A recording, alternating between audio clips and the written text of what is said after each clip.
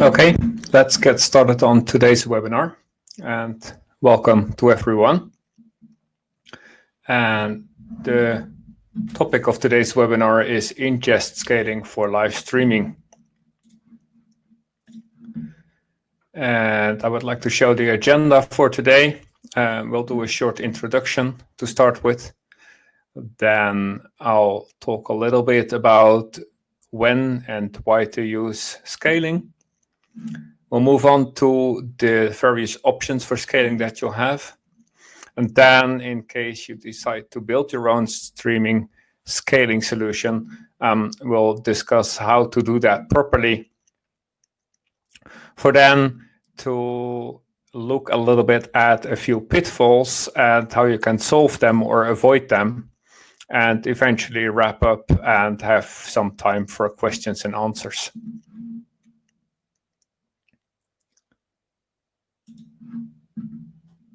First, a little introduction.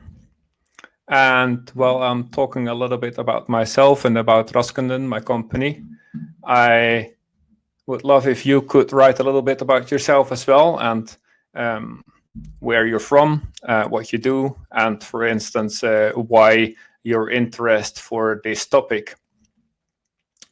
And myself, I'm quite passionate about streaming. I've been that for a long time. My early experiences with streaming were from the late 90s. And throughout the years, I've always been interested in the technology, the development, and the opportunities, and particularly in how you can realize business goals by implementing streaming solutions. And that's also exactly what we do at Raskunden. We take these business plans, these ideas from startups and people that have fantastic ideas about how to do new things with streaming, and we help them to realize these and to translate these ideas to concrete solutions where we apply streaming technology. And the logos below are a few of the companies that we have collaborated with on different projects. This is by no means an exhaustive list, but a number of the companies that we work with, and probably like the most recent ones.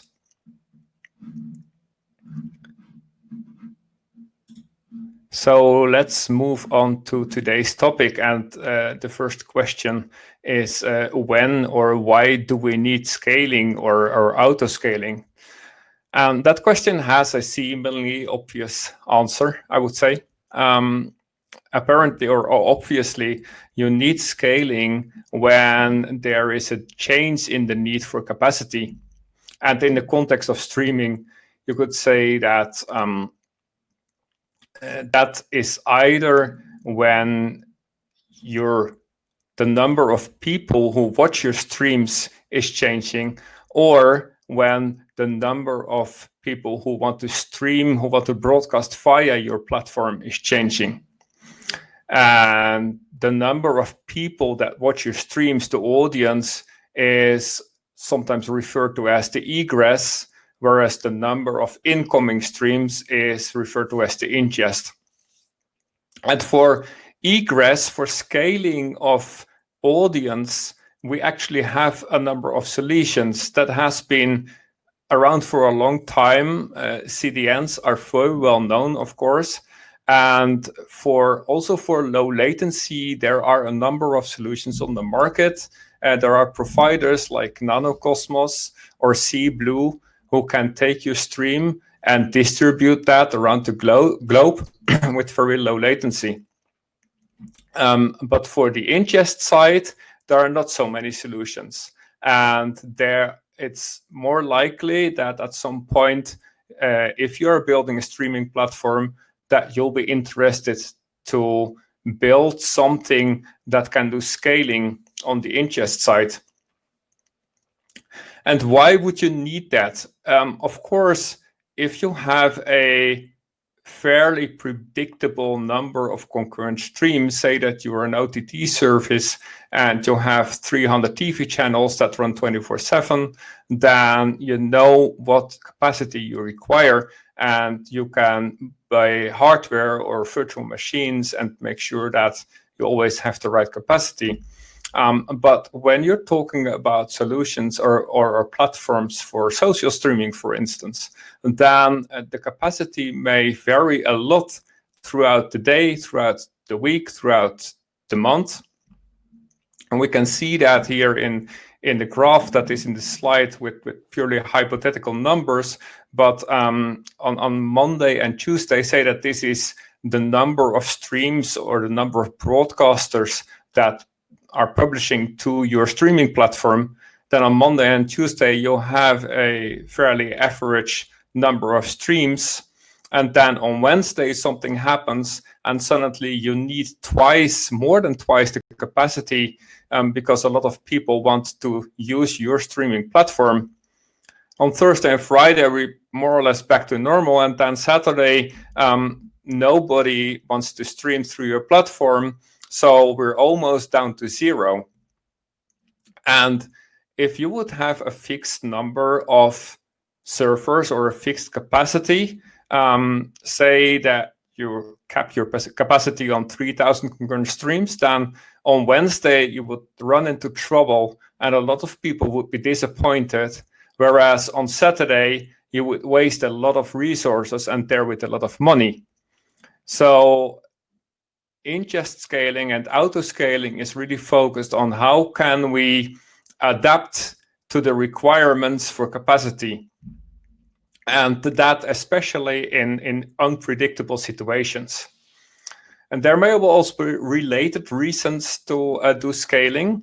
For instance, you may want to divide based on this type of streams. And what I mean by that is one type of stream, for instance, is the social streaming, where video clips or live streams are typically quite short. Some are even a few seconds, some are a few minutes. Another type of streams is if you're looking into sports and streaming of live matches, where, for instance, a football match, a soccer match is typically around 2 hours. And there may be live music concerts that are anything from an hour to several hours. And it may be interesting if you have all these different kinds of streams in your platform to categorize them and to divide them over different machines and make sure that your scaling is ready for that as well. And we'll get back to that a little bit later in the presentation.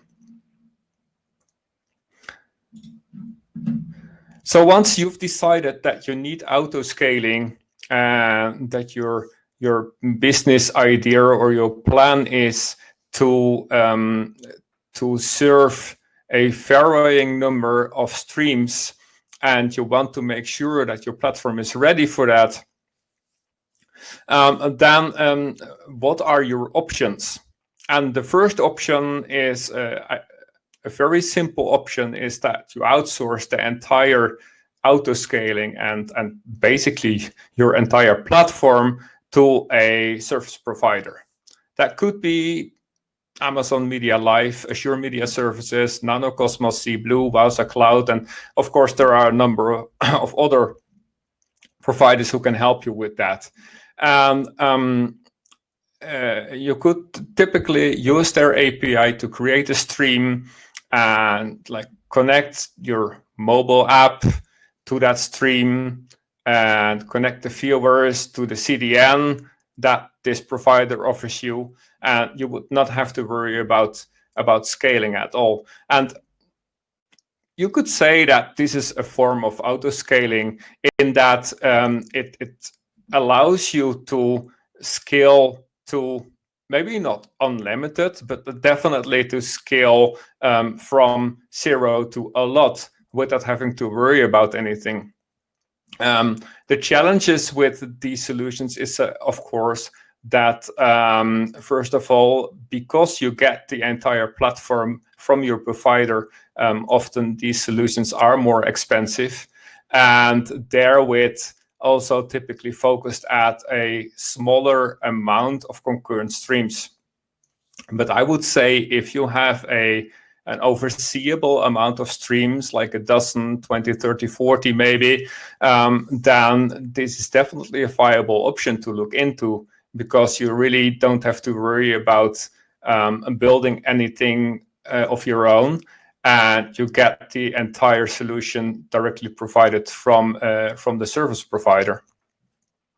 However, if you need more customization, or if you have a larger subscriber base, then you may start to look into building things of your own. And then you're moving on to building something in the cloud. And also in the cloud, there are a lot of packages that can help you with building this scaling solution. Amazon, of course, has their packages, Azure, Google Cloud. I'll get back to Red 5 Pro in a minute. But if you look at Amazon, they have an autoscaler, and so does Azure, so does Google Cloud, and there are a lot of cloud providers that can help you with that. The challenge with these autoscalers is that they are very much focused on HTTP web-alike traffic. So the parameters that these autoscalers measure on, the metrics that they take into consideration, whether to scale up or down, is the number of HTTP connections, or the CPU usage, memory, network bandwidth usage, etc. And that may not always be the right parameters that you want to scale on. For instance, if you are doing transcoding on your media servers, then your CPU, and you use a GPU, then your CPU may be relatively quiet, whereas your GPU may be also almost overloaded. So you want to scale on totally different metrics. And also, when it comes to scale down, and these autoscalers are typically not the right choice, because these autoscalers, assuming that you have relatively short-lived connections, because that's what HTTP is, when they decide to scale down, they may randomly pick one of the virtual machines to terminate. And with ingest streaming, the case is that the server that this autoscaler picks may still have a stream from an RTMP source or an SRT source, but this autoscaler does not take that into consideration, and that's why these scalers typically are not suitable for scale down. So if you have a situation where the parameters or the metrics that you want to scale on match the metrics that are available in the autoscaler of a cloud provider, then it may be a useful solution to use this autoscaler for scaling up, but almost never for scaling down. I said I will get back to Red 5 Pro, because the Red 5 Pro is a little bit different situation. Red 5 Pro, of course, is a media server by itself. And I would say Red 5 Pro is probably like halfway a cloud and a custom solution, because Red 5 Pro offers autoscaling as an additional feature to their software. And you could configure Red 5 Pro to scale based on custom metrics. And if you're interested in that, of course, you can contact the Red 5 Pro representative. By the way, speaking of custom metrics, Google Cloud can also scale up based on custom metrics. Unfortunately, Amazon and Azure don't do that, but in Google Cloud, you can provide custom metrics. So if you're interested in scaling up based on the number of concurrent streams or based on the GPU usage in your machines, then you could provide that number to the Google Cloud Autoscaler and tell the Google Cloud Autoscaler to scale up based on that number. Still, in case of the cloud providers, scaling down is almost never a good choice. So you would have to scale down manually. Or you could move on to building a custom solution totally of your own. Because if at some point you grow beyond everything that offers you turnkey packages, or if you have very specific metrics or a very specific situation that you want to implement, then most often the solution is to start building something of yourself. And that's what we'll look a little bit further in now. First of all, I would like to tell a little bit about the components that are typically in an auto-scaling solution. There may be different components, of course, but these are more or less the basics. You'll, of course, always have your ingest equipment, like a mobile phone with an app, or professional equipment, encoders, etc. And this equipment, in order to push the stream to the media servers, they can use a load balancer. Again, that can be the load balancer of a cloud provider. It can be an Amazon load balancer, Azure load balancer.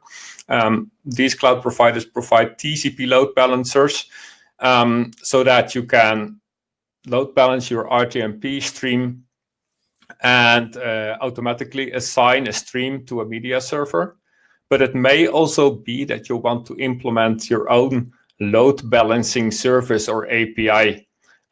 For instance, if you want to support SRT as an ingest, SRT requires also that you assign a port, the same port on both sides of the connection.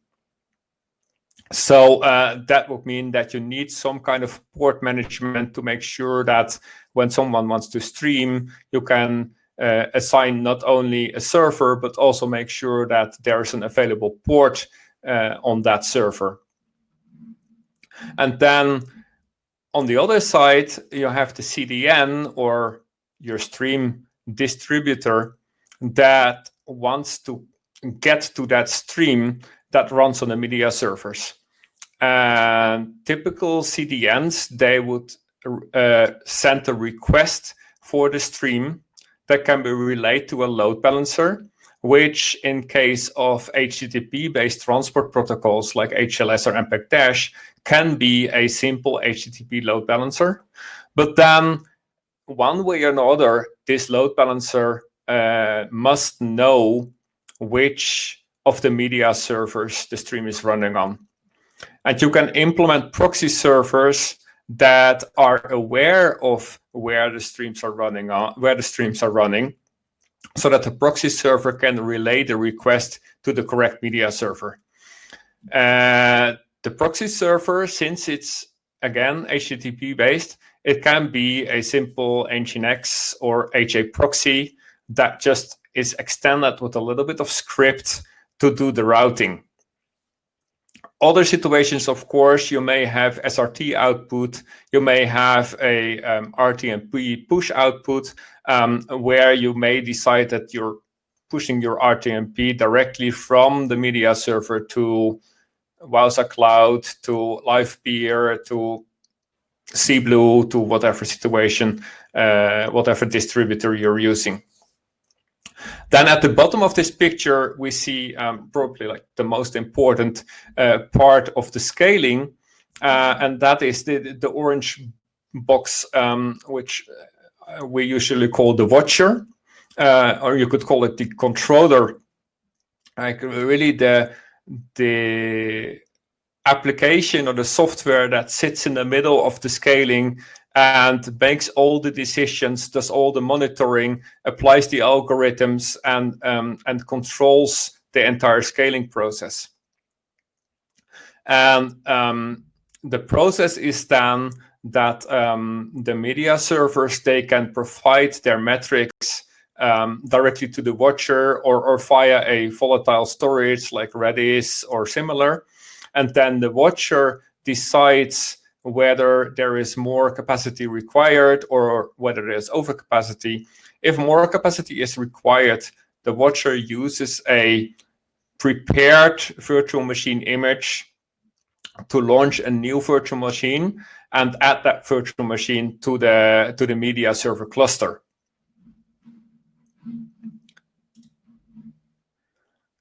And as with everything, once you have decided to start implement autoscaling, the first thing you need to do is to write a proper scaling plan.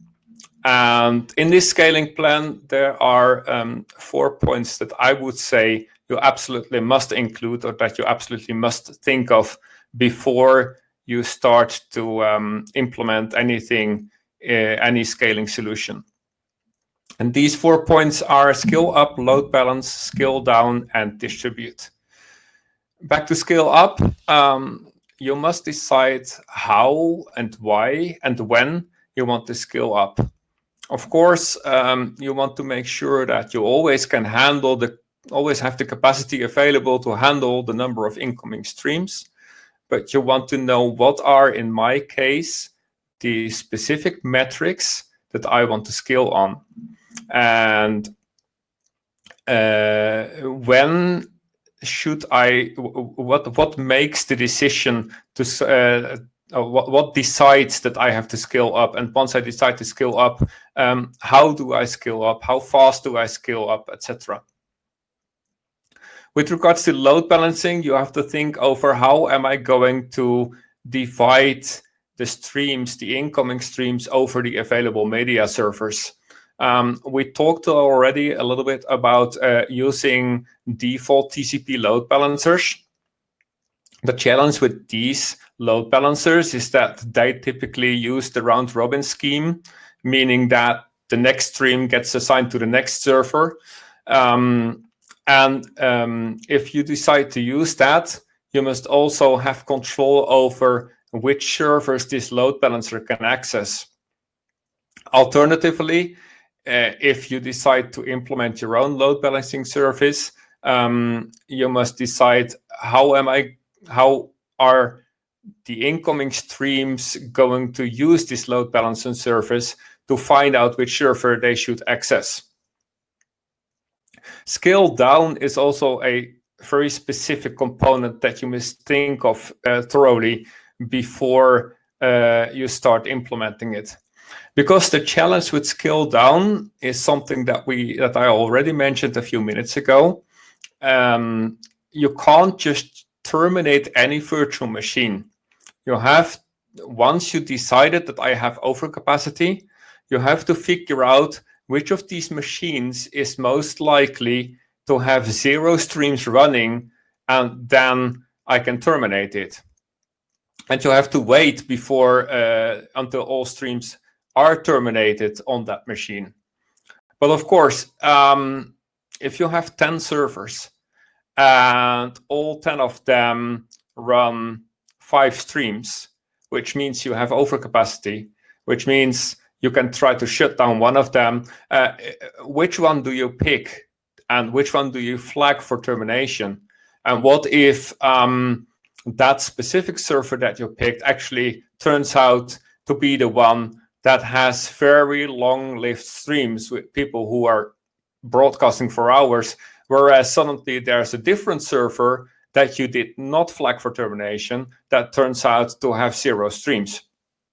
So you want to figure out, how do I implement that intelligence so that when I decide, when the watcher, when the software decides to scale down, I can pick one of these servers, but also be dynamic in that. So if there's a different server that is idle earlier, then I can shut that one that one instead.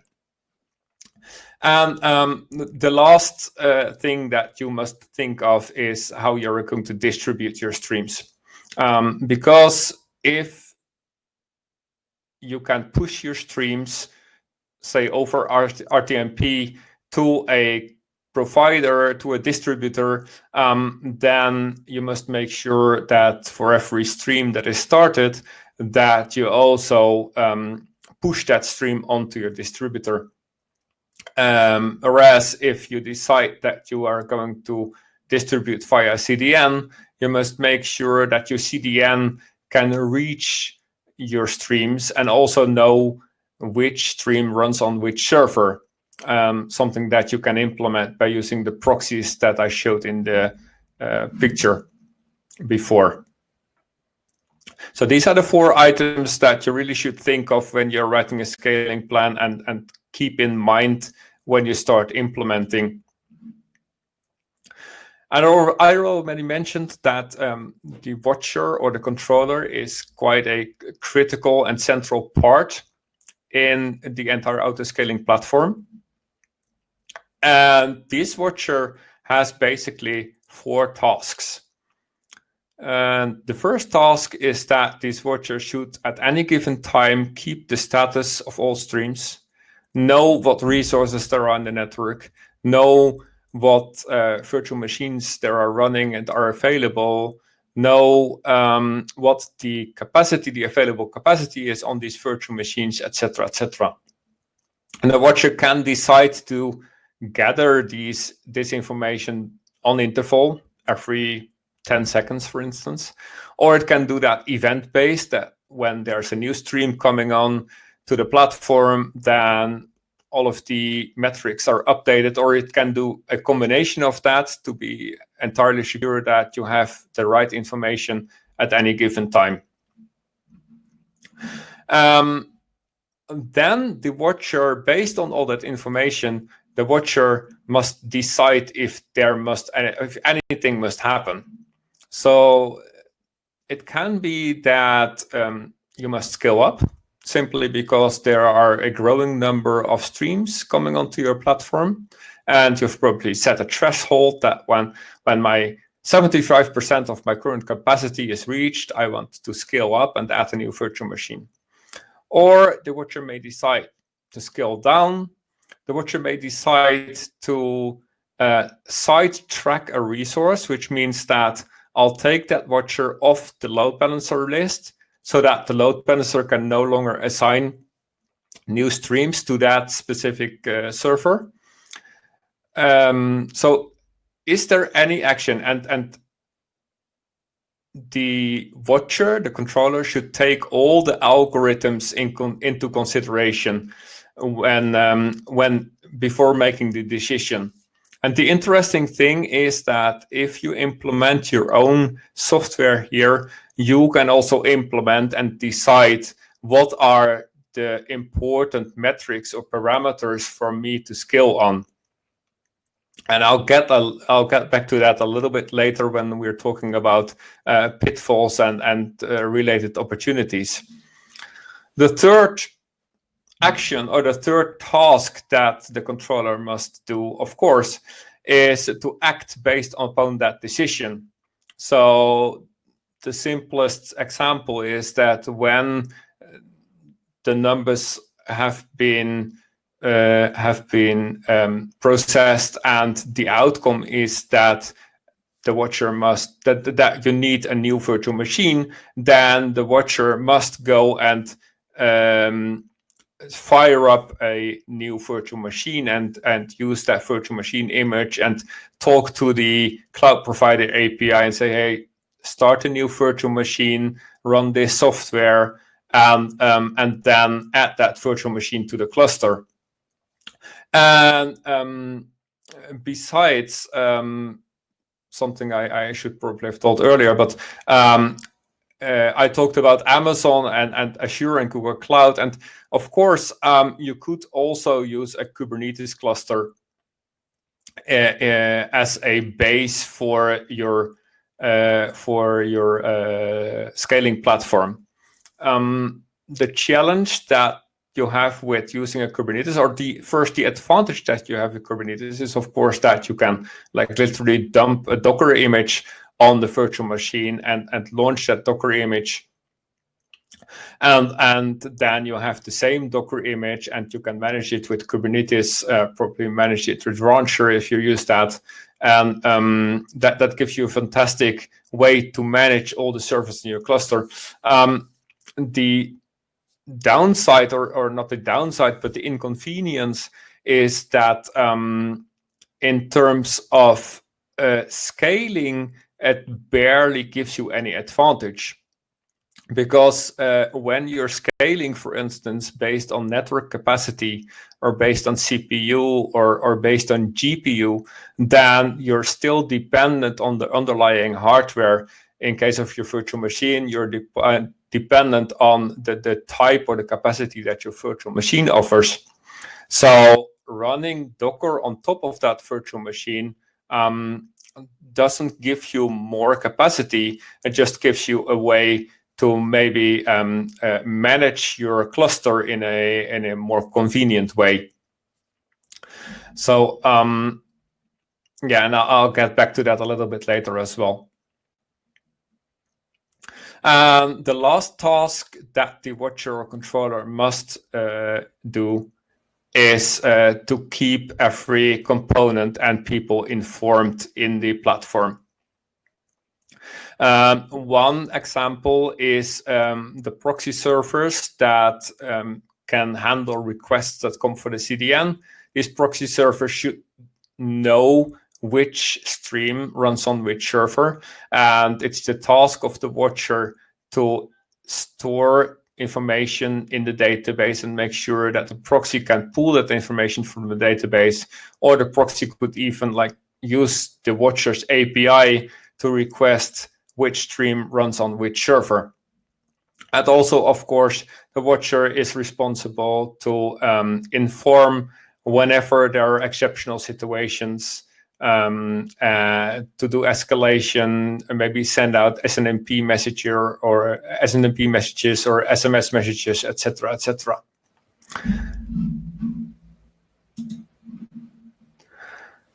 So then we've come to a few pitfalls and how to solve or avoid them. The first pitfall, as I already mentioned a little bit earlier, is that scale up is relatively easy, whereas scale down can be tricky. And scale down does not need to be tricky. For instance, if you have social streaming and you know that all of your streams are never longer than 1 minute, then there's not much of a problem in picking one virtual machine to terminate, because you know that any streams that are currently running on that machine will have stopped within 1 minute. But if you don't know the length of your live sessions, or you do have sessions that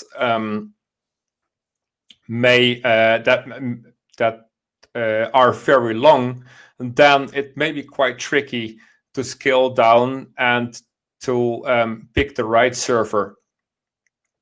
And how can you solve that? Well, first of all, a good scale down starts with planning a good scale up.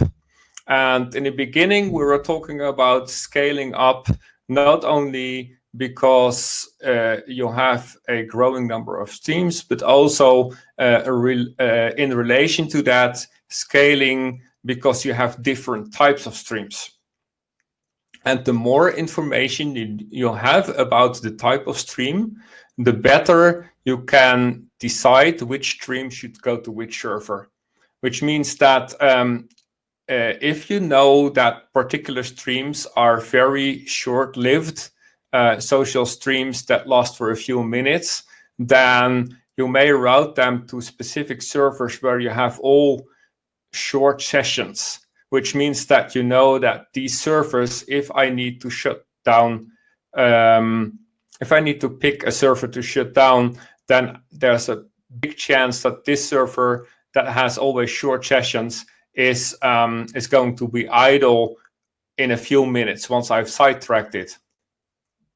Also, there may be other types of streams or other metadata about streams that you can use to assign specific streams to specific servers. You could think about HD versus SD, well, etc. And once you have really thought through how you're going to scale up and how you're going to implement your load balancing, then you can also use that to make it easier for yourself when scaling down. The second pitfall that we've seen a lot is that scale up takes time. If you're thinking about the process of from the start where the watcher has decided that we need another virtual machine to the moment when this virtual machine is actually launched and ready to handle streams, that takes some time. And in some cases, if you're like really launching a virtual machine from an image, it may even take 2 or 3 minutes. And that you may not have that time. Like when a lot of people, when something happens and people pick up their mobile phones and start broadcasting, there may be so many at a time that you don't have 2 minutes to scale up. And that may be difficult, especially under if it's like very unpredictable situation. And what is the solution there? Well, you probably can never handle it completely. There may always be exceptional situations where I would say if like 1 million people pick up their phone and start streaming at the same time, it may be very difficult to handle that. But in a lot of cases, you can use machine learning and even AI to predict these situations. The simplest version of which is simply putting a threshold in your autoscaling system, so that when the number of incoming streams grows, you will have a threshold that says, so when I'm at 75% of my capacity, I start launching a new virtual machine, or 50% if you have noticed that it may grow quickly. So that's the first one. And then based on your statistics, you could start to implement trend lines, right? So you could say that, hey, I see that every Friday night there's an increase, and typically on Friday nights around 8 p.m. I need to add more servers, and then over the night, maybe at 3 a.m., 4 a.m., I see that things start to slow down, and then on Saturday morning everything is quiet again. Once you've noticed this trend, then you could schedule a scale up of your platform and say, hey, if it starts getting busy at 8 p.m., then I'll start adding more machines already at 7 p.m. and then shut them down again somewhere at 4 or 5 a.m. so that I can handle that peak without wasting any resources on the one side, but also without running into trouble on the other side. And then if you take that thought and continue to almost fantasize about the possibilities, you will discover that really the sky is the limit. You can literally use any metric and any information in the world to decide if you want to scale up or down. As an example, you could use news items from a specific region to decide, and use keywords from news articles to decide if there will be a lot of social streaming in that area, yes or no. right? If something important happens in Amsterdam, then you may, based on keywords in the news article, decide that, hey, this is something that my subscriber group is typically interested in. This means that there's a big chance that a lot of my subscribers may start streaming within the next few minutes or within the next hour. And I will just launch a few virtual machines extra. And then worst case, what happens is that you've had a few virtual machines running that you didn't need after all. But best case, of course, a lot of people start streaming really in Amsterdam, and you were totally ready for it. So yeah, so and you can literally think of anything, any information in the world that you could apply and say, hey, I'm going to monitor that information. I'm going to monitor what people search on Google and use that as an input to my algorithms and decide based on that whether I need to scale up or down.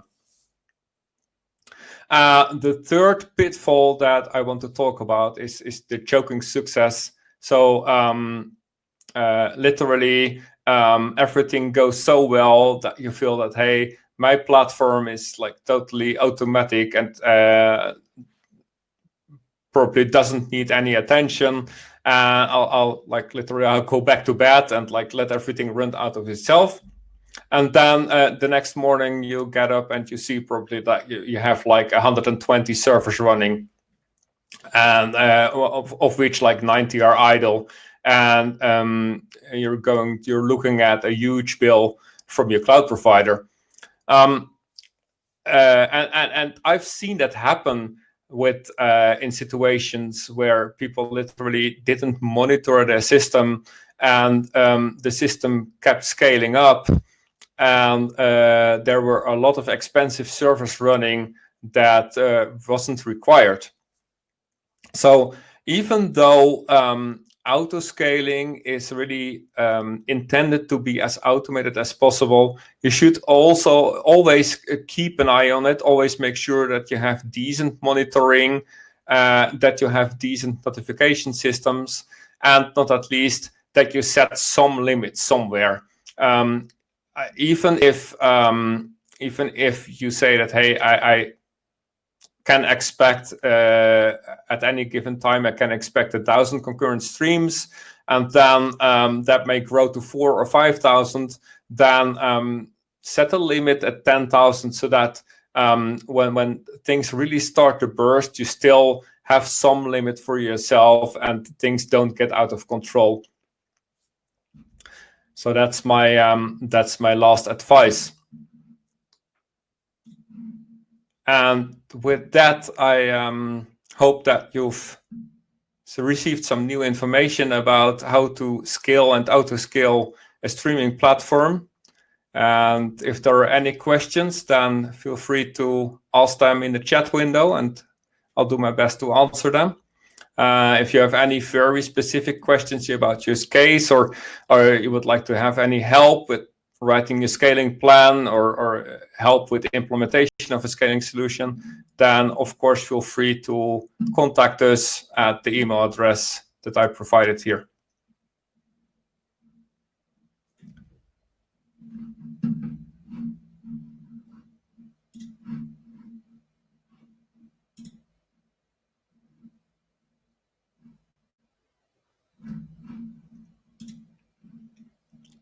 So there's one question coming in, I see. Let me just read it.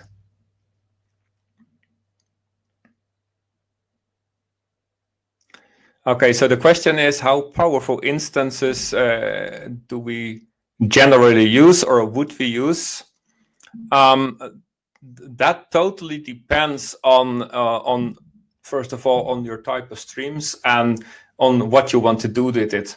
Logically, transcoding is a really big factor, an important factor that has a lot of impact on the choice of virtual machines.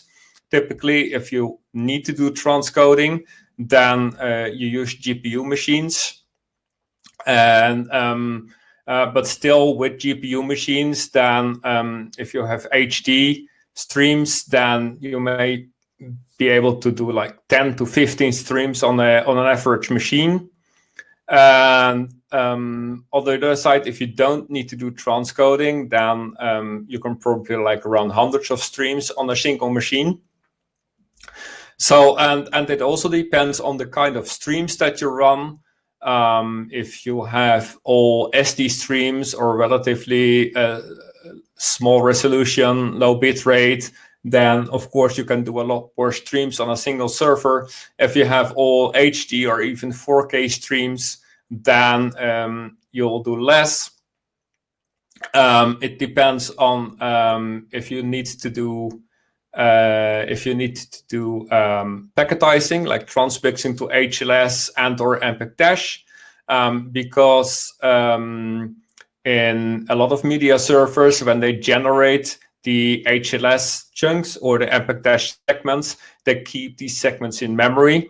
So if you decide to have really large chunks of, say, 30 seconds each, and you want to have 10 of them in memory, and it's about a 20 megabit 4K stream, then logically that has an impact on the amount of memory that you must have available. So there are several factors that can have an impact on your choice of server. Also, what my experience is that it's in many cases it's better to choose a little bit smaller servers and have multiple of them than to try to use these really huge servers and to have as many streams as possible on one server. Simply because these huge servers, they're expensive, and in a lot of cases you'll find out that you'll be wasting capacity and therewith wasting money. So I hope that answers your question.